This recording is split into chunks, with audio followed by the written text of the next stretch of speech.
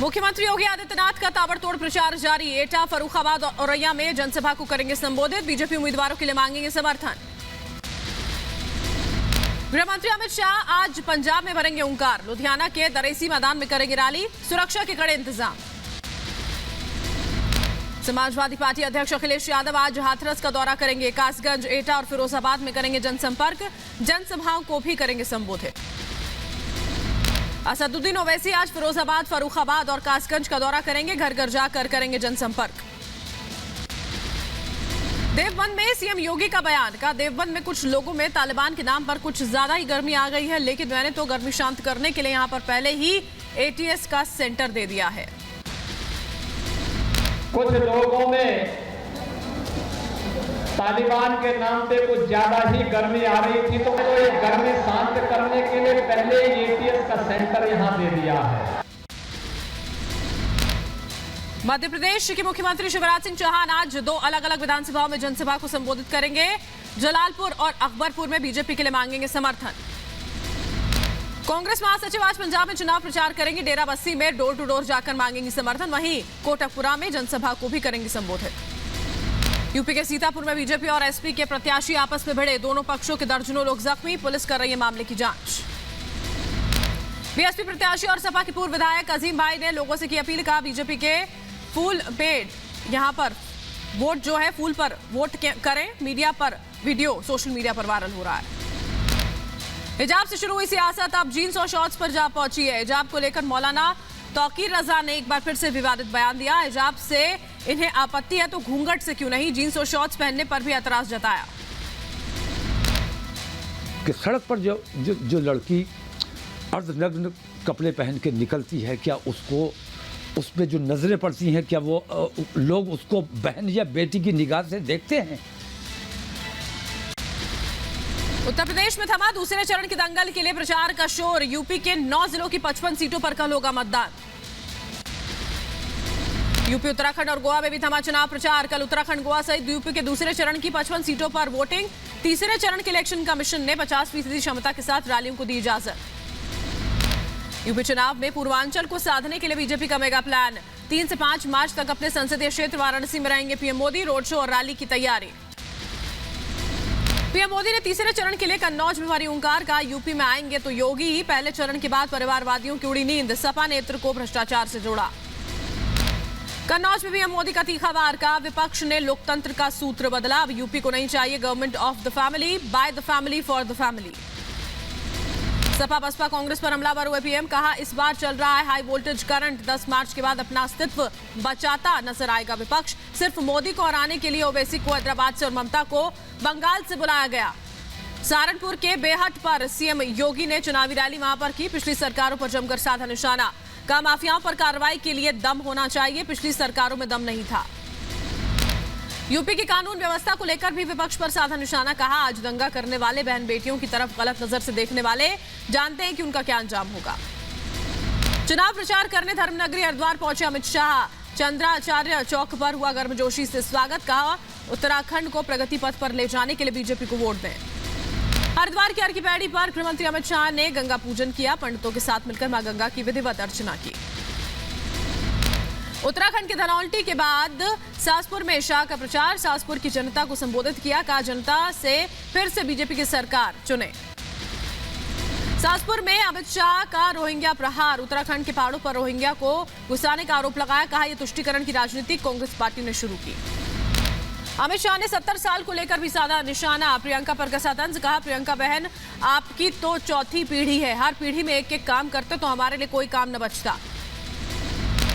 Corona vaccine को लेकर शाह ने राहुल पर साधा निशाना। कहा, कोरोना महामारी आई तो राहुल गांधी ने वैक्सीन लगाने से किया था मना। अमित शाह ने उत्तराखंड की जनता से की वोट अपील। कहा, एक और 5 साल बीजेपी की सरकार को दे दीजिए, हम आत्मनिर्भर उत्तराखंड बनाने का काम करेंगे। पंजाब में भी बीजेपी की धुआंधार प्रचार जारी है। बालाचूर में बीजेपी अध्यक्ष जेपी नड्डा ने चुनावी जनसभा की। जनता को गिनवाई मोदी सरकार की उपलब्धियां। कहा, पीएम मोदी ने देश भर में लंगर को किया टैक्स फ्री। रैली में 1984 के दंगों का जिक्र करते हुए कांग्रेस पर बरसे जेपी नड्डा। कहा, सिखों के खून से रंगे हुए हैं कांग्रेस के हाथ। कत्लेआम पर बड़े नेता ने कहा था, बड़ा पेड़ गिरता है तो थोड़ी हलचल होती है। कांग्रेस की आज भी वही सोच। पंजाब के राजपुरा में बीजेपी अध्यक्ष जेपी नड्डा ने किया जनसभा को संबोधित। जनसभा से की वोट की अपील। कहा आतंकवाद के खिलाफ जीरो टॉलरेंस के लिए पंजाब में खिलाना होगा कमल। उत्तराखंड के सीएम पुष्कर सिंह धामी का बड़ा बयान। का नई बीजेपी सरकार राज्य में लाएगी यूनिफॉर्म सिविल कोड। यूसीसी के लिए गठित की जाएगी कमेटी। पुष्कर सिंह धामी के सिविल कोड वाले बयान पर केंद्रीय मंत्री अनुराग ठाकुर ने जताई खुशी। का धन्यवाद देता हूं, उन्होंने ये कदम उठाया, चाहेंगे कि वो आए और जल्द से जल्द इसे लागू करें। पुष्कर सिंह धामी के यूसीसी वाले वादे पर मौलाना खालिद रशीद ने कहा चुनाव है इसलिए ऐसी बातें की जा रही हैं, सालों से सरकार में है, पहले क्यों नहीं लाई uniform civil code. Pushkar Singh Dhami के यूनिफॉर्म कोड पर कांग्रेस की तल्खी। जयवीर शेरगिल ने कहा यूसीसी की गारंटी देने से पहले ये सोचे धामी कि वो वापस मुख्यमंत्री बनेंगे भी या नहीं, इसकी क्या गारंटी। उत्तराखंड में बीजेपी की जीत को लेकर आश्वस्त नजर आए सीएम धामी। अब की बार 60 पार का दिया नारा। का उत्तराखंड की जनता इस नारे को पूरा करेगी। रिपब्लिक नेटवर्क से बातचीत के दौरान सीएम धामी का कांग्रेस पर बड़ा हमला। कहा पूरे देश से कांग्रेस खत्म हो रही है, इस बार उत्तराखंड से भी सफायत है। सीएम धामी ने भी उत्तराखंड में डबल इंजन की सरकार की बात की। कहा उत्तराखंड ऐसी सरकार चाहता है जो मोदी जी की सरकार के साथ चले। हरक सिंह रावत के सवाल पर ज्यादा कुछ बोलने से बचते नजर आए सीएम धामी। कहा पार्टी से जाने के बाद उनके विषय पर बात करना ठीक नहीं। चुनावी आचार संहिता लागू होने के बाद उत्तराखंड में 530 वांछित अपराधी गिरफ्तार। 511 पर गुंडा एक्ट के तहत चालान। 59,000 लीटर अवैध शराब बरामद और अवैध शराब केस में 1,151 लोग गिरफ्तार भी। प्रियंका गांधी ने रैली में पीएम मोदी पर साधा निशाना। का मोदी सरकार की नीतियां सिर्फ 2 लोगों के लिए, देश की जनता के लिए कुछ भी नहीं किया। प्रियंका ने उत्तराखंड सरकार पर भी किए ताबड़तोड़ हमले। कहा बीजेपी सरकार ने वादे पूरे नहीं किए, लोगों से बोला झूठ। शैक्षिक संस्थानों में यूनिफॉर्म ड्रेस कोड की मांग को लेकर सुप्रीम कोर्ट में नई याचिका दायर। भाजपा नेता अश्विनी उपाध्याय ने कहा ड्रेस कोड जातिवाद, कट्टरवाद आदि के खतरे को रोकेगा। खालिस्तानी आतंकी संगठन एसएफजे ने हिजाब विवाद को लेकर मुस्लिम समुदाय के लोगों को भड़काया। कहा हिजाब के बाद मोदी सरकार अजान और कुरान पर भी रोक लगाएगी। पाकिस्तान से सीखो जिसने अपना देश बनाया। हिजाब विवाद के चलते कर्नाटक सरकार ने बढ़ाई डिग्री और डिप्लोमा कॉलेजेस की छुट्टी। अब 16 फरवरी तक बंद रहेंगे कर्नाटक के कॉलेज। आंध्र प्रदेश के विजयवाड़ा में विरोध प्रदर्शन। मुस्लिम महिलाओं ने किया प्रदर्शन। हिजाब विवाद को लेकर पंजाब के लुधियाना में सड़कों पर उतरे लोग। प्रदर्शनकारियों ने सड़कें रोककर नारेबाजी की। हिजाब पहनना हमारा अधिकार, इसके नारे लगाए। हिजाब विवाद को लेकर राजस्थान की राजधानी जयपुर में धरना प्रदर्शन। मुस्लिम औरतों ने एल्बर्ट हॉल के बाहर की नारेबाजी। मध्य प्रदेश के खंडवा में हिजाब के समर्थन में लगे पोस्टर। अल्पसंख्यक विकास कमेटी ने कहा हमारा मकसद मुस्लिम महिलाओं को हिजाब पहनने के लिए प्रेरित करना है। हिजाब विवाद में समाजवादी पार्टी की नेता रुबीना खानम की धमकी। कहा बहन बेटियों के आत्मसम्मान पर हाथ डाला तो काट डालेंगे हाथ। अपने बयान पर कायम सपा की रुबीना खानम।